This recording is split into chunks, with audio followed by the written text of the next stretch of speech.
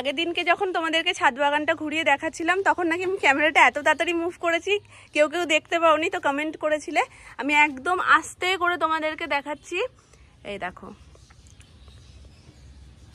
তো এই যে এখানে গাছগুলো বসানো হয়েছে, এগুলো সব নতুন নতুন এই টপ সেটিং গুলো হয়েছে। আর ওপরে এইগুলো কি গাছ যেগুলো এই পাঁচিলের ওপরে রেখেছো? লম্বা হলুদ ফুল হয়, নাম জানে না। তো যাই হোক, এই যে এখানে, আর এই দেখো কাকুই গাছ দুটো দিল। বাবা তো কাকুর কাছ থেকে গাছ নেয়, তো এখন নিয়ে টিয়ে ওপরে গেছে সব গাছ লাগাতে। তাই জন্য কাকু বললো এই দুটো লাগিয়ে দিতে বলো। তাহলে এটা হচ্ছে এই যে ডালপালার মতন যেটা দেখছো, এটা পুরুষ ফুল, আর এটা হলো জোয়ান গাছ। এই যে পাতাটা পুরো একদম জোয়ানের মতন গন্ধ। পুরুষ ফুল কেমন হয় দেখবো, আমি আগে কখনো দেখিনি। এই নাও,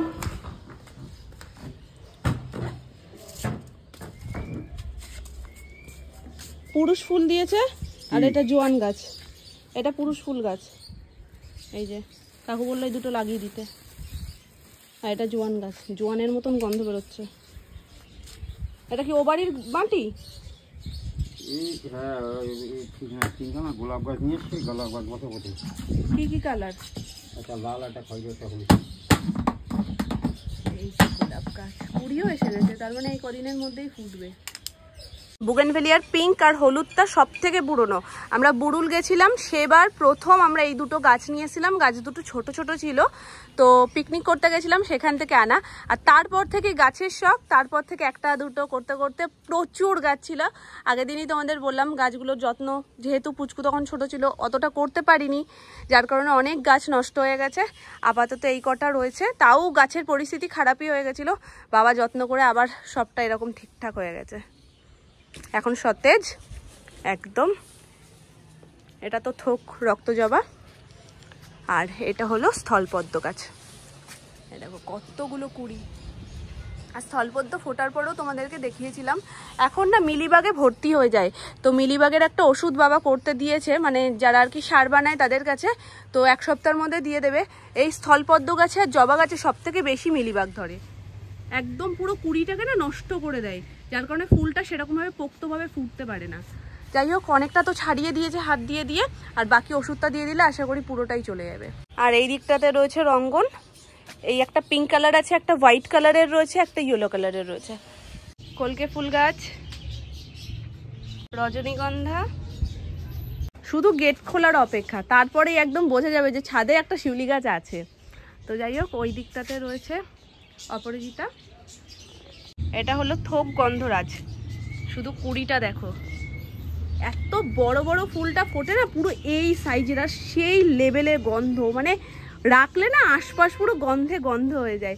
আর আজকে তো গোলাপ গাছও সেটিং হয়ে যাবে। এই যে মাটি নিয়ে এসছে, এগুলো কি আবার ট্রান্সফার করছো কোনো কিছুতে?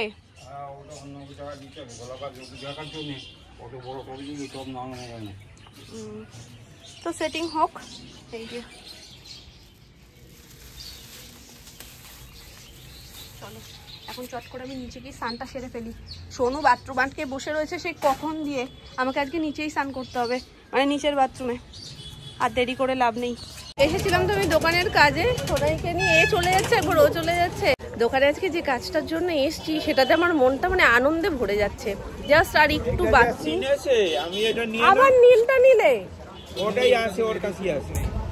নীলটার খেলনাটা একদম বাজে, নীলটার খেলনা না, মেয়েদের গোলাপিটা, এটা ছেলেদের। তো যাই হোক, আজকে দোকানে এসেছিলাম আমার সেই কাজটার জন্য, মানে আমার দুটো গয়নাই মোটামুটি রেডি হয়ে গেছে।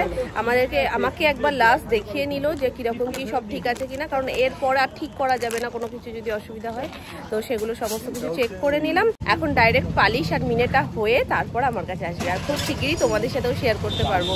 দারুণ হয়েছে এখনই দেখতে, আর পালিশ হওয়ার পর তো আশা করি আরও সুন্দর লাগবে। আজকে হচ্ছে ভোলা মাছ পাতুরি, সবার হয়ে গেছে খাওয়া। আমি তো শেষের পাবলিক, শেষে না আসলে তো হবে না, ঐতিহ্য বজায় রাখতে আমি আজকেও শেষে। এই দেখো, তবে চেহারা দেখে তোমরা বুঝতেই পারছো ব্যাপারটা কতটা টেস্টি হয়েছে। চারপাশ দিয়ে একদম তেল ছেড়ে দিয়েছে, মাছটা পুরো একদম মাখো মাখো হয়েছে। চলো এইসব গন্ধ শুকলে না বেশিক্ষণ আর অপেক্ষা করে থাকা যায় না। কি কেদার জয়, কেদারনাথ বলিস তুই, ভাগ্যিস। কিন্ডার জয়টাও উচ্চারণ করার চেষ্টা করছে। হয়ে গেছে, দেখিনি তো। আমি খুলবো, দাও দাও, বসো ওখানে চুপ করে, মুখে আঙুল দিয়ে বসো। এটা আমার বাবাই দিয়েছে। আমার বাবাই? না, এটা আমার বাবাই। তোমার বাবাই দিয়েছে? তুমি খোলো না, আমি খুলে দিচ্ছি। দাও, আমায় দাও, আমায় দাও। কিন্তু তোমার বাবাই কি এটা বোঝে না যে এটা ছেলেদের? ছেলেদেরই ছিল, মেয়েদের নেই। বিজয়ের কাছে গেছি। এই ওর মাথায় জল পড়েনি? না না, বারণ করলাম মাম্মা, যাস না যাস না। তবুও গেলি, বৃষ্টি পড়ছে বাইরে। এটা নিয়ে নিলাম। আমি এটা নিয়ে নাও। ভক্তের জিনিস পেয়ে গেছে। এই নে। এই ছেলেদের খেলনাগুলো আমার একদম ভালো লাগে না, মেয়েদের খেলনাগুলো খুব সুন্দর দেয়। এক্ষুনি বলবে এখানে যে ওর খেলনার থেকে বেশি তোমার পছন্দ, তোমার ক্যামেরা পেয়েছিস মাম্মা? এই দেখো, ক্যামেরা পেয়েছে, ক্যামেরা। এই যে সেট করে দিই।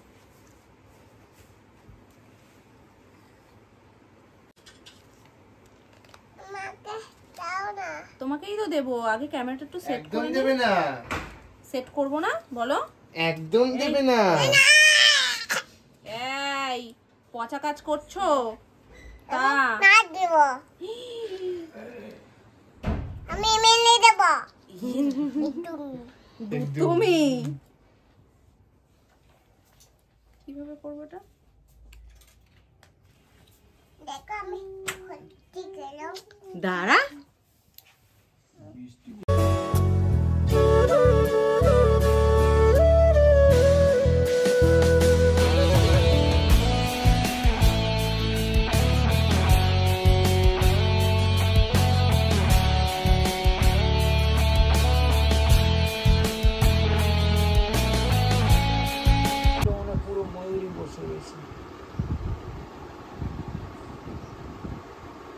সাকার গেলাম একটা করেছে। ওনাকে ওরা ঘুষি মারলেও ভাঙবে না।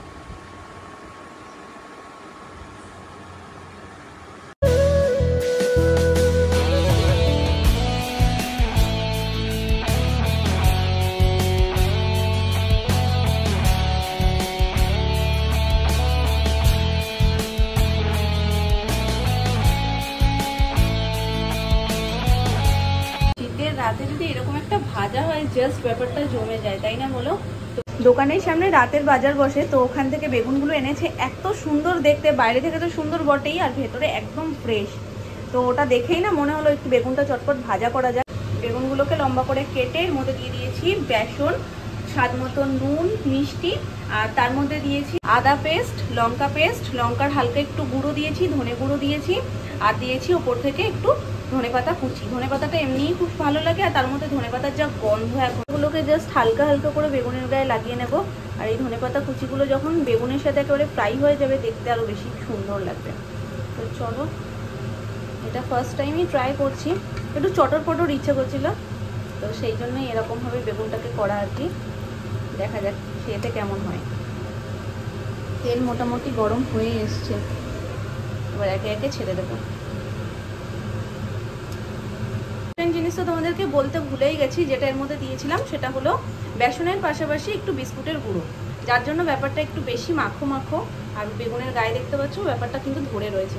চলো, বেগুন চললো এখন তেলে।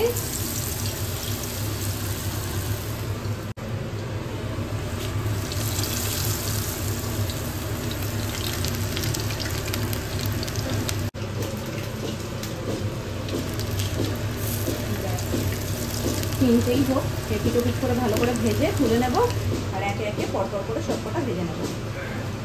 আর আমি আঁচটাকে শুরুতেই বাড়িয়ে দিইনি, একটু হালকা হালকা করে ভাজাটা হয়ে যাক ভেতরটা পুরো, না হলে যদি আঁচটা বাড়িয়ে দিই তাহলে ভেতরটা কাঁচা থেকে যাবে আর বাইরেটা কিন্তু পুড়ে যাবে, যেহেতু মশলাপাতি সব রয়েছে।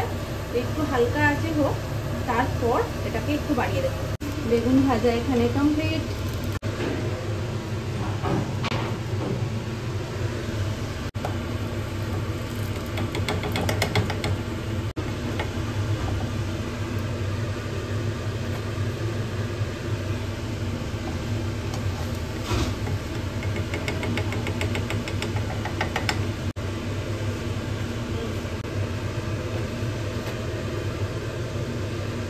ওপর থেকে স্বাদ বাড়ানোর জন্য জাস্ট হালকা একটু চাট মশলা ছড়িয়ে ব্যাস পরিবেশন করলেই কিন্তু সুন্দর বেগুন রেডি, মানে সুন্দর বেগুন ভাজা রেডি আর কি।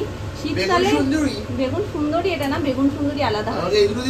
হ্যাঁ বুক হয়ে গেল দেখলে।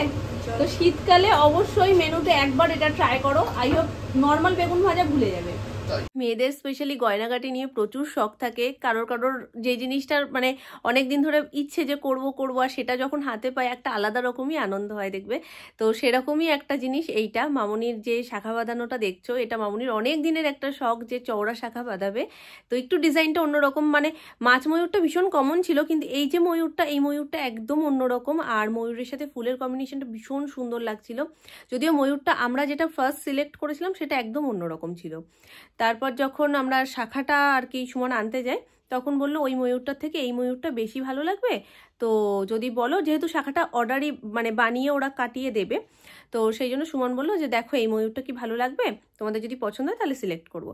সেইভাবেই ওটা সিলেক্ট করা। আর মামুনির হাতগুলো গোল গোল তো সুন্দর লাগছে।